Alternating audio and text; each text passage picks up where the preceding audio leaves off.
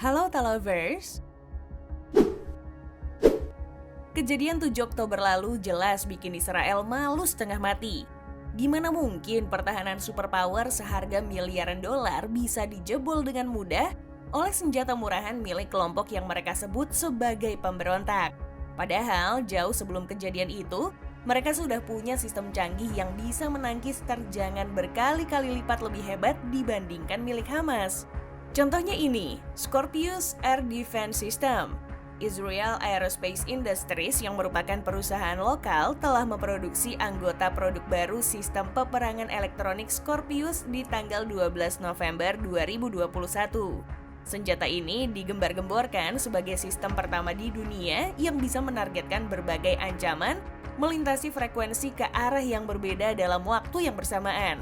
Kenalin, namanya Scorpius Air Defense System, pertahanan udara asli buatan Israel. Scorpius ini dirancang untuk mengganggu komunikasi dan radar UAV, kapal, rudal, dan lainnya. Nah, karena dirancang khusus untuk menangkal ancaman-ancaman tadi, cara kerja Scorpius dibuat sedemikian rupa dengan mengarahkan balok yang ditargetkan secara sempit pada sasaran tertentu. Tenang aja, sistem ini udah didesain untuk nggak mengusik apapun selain target itu sendiri.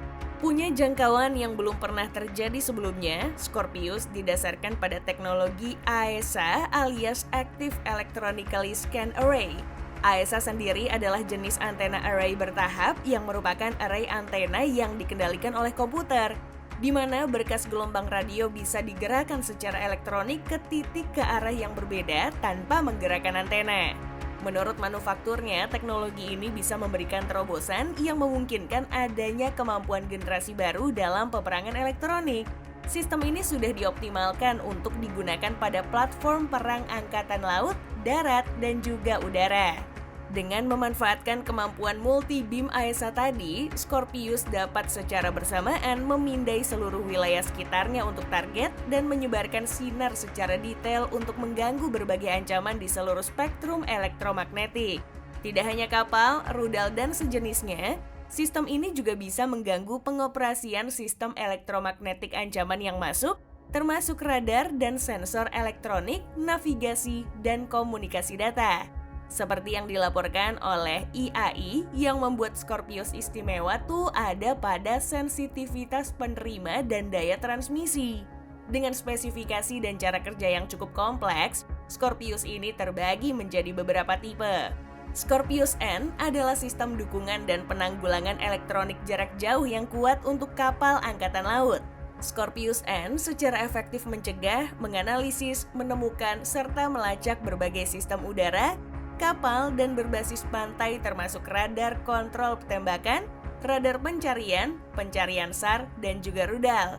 Scorpius N terdiri dari 4 panel yang dipasang secara konformal di tiang tengah. Sistem ini meminimalkan kontribusi pada radar cross-section kapal dengan menggunakan ukuran kecil array AESA. Beda halnya dengan Scorpius N, yang satu ini bekerja untuk ditempatkan di darat. Scorpius G adalah sistem penanggulangan elektronik jarak jauh berbasis darat yang kuat. Tipe ini secara efektif bisa mendeteksi, mendistorsi, dan menurunkan radar musuh bahkan melalui lobus samping mereka, membantu meningkatkan efektivitas pengacauan sistem. Kemudian ada Scorpius SJ. Sistem ini dirancang untuk instalasi pada pesawat tempur dan sebagai misi pengawalan yang juga dapat disematkan pada pesawat angkut militer. Pada pesawat tempur, Scorpius SJ dipasang sebagai pod eksternal di stasiun centerline badan pesawat, dan pada pesawat angkut militer dipasang secara internal atau sebagai pod. Terakhir adalah Scorpius T yang menyediakan pelatihan peperangan elektronik untuk pilot. Tapi tentu, melindungi wilayah yang mereka klaim sebagai negara seluas 22.000 km persegi bukan hal yang mudah. Makanya, Departemen Pertahanan juga nyiapin sistem pertahanan udara lain sejak jauh-jauh hari. Di antaranya ada David Sling, yang merupakan sebuah sistem militer pasukan pertahanan Israel yang dikembangkan bersama oleh kontraktor pertahanan Israel, Rafael Advanced Defense System, dan kontraktor pertahanan Amerika, Raytheon. David Sling dirancang untuk mencegah pesawat musuh, drone, rudal balistik taktis, roket jarak menengah hingga jauh, dan rudal jelajah. David Sling diproduksi untuk menggantikan MIM-23 Hawk dan MIM-104 Patriot yang ada di gudang senjata Israel. Pencegat multitahap ini terdiri dari roket berbahan bakar padat, dibarengi dengan proyektil asimetris dengan kemudi canggih untuk kemampuan manuver super selama tahap penyerangan. Mekanisme peledakannya sendiri dengan menggunakan hulu ledak kinetik. Kalau Scorpius tadi difungsikan untuk melindungi, beda lagi sama yang satu ini. Iron Dome digunakan untuk menyerang target. Selain itu, jagoan Israel ini juga dirancang untuk mencegah dan menghancurkan roket jarak pendek serta peluru artileri yang ditembakkan dari jarak 4-70 km. Iron Dome ini dilengkapi dengan SIRAM atau counter rocket, artileri, dan mortir yang merupakan seperangkat sistem yang difungsikan untuk mendeteksi dan atau menghancurkan roket, artileri, dan mortir yang masuk di udara sebelum mereka mencapai target darat mereka atau terbatas hanya dengan memberikan peringatan dalam skala kecil. For your information nih, seorang reporter pertahanan Mark Thompson melaporkan bahwa Iron Dome saat ini adalah sistem yang paling efektif dan paling kontra rudal yang ada. Dengan jam terbang yang cukup tinggi, nggak heran kalau Iron Dome ini menjadi yang paling populer.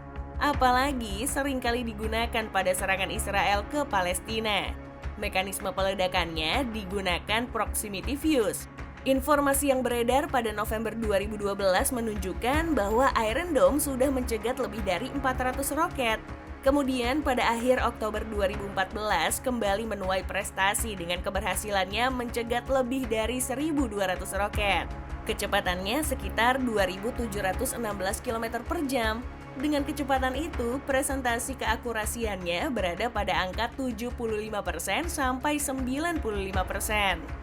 Rudal anti-balistik hypersonic exo-atmosferik yang didanai bersama dikembangkan dan diproduksi oleh Israel dan Amerika Serikat.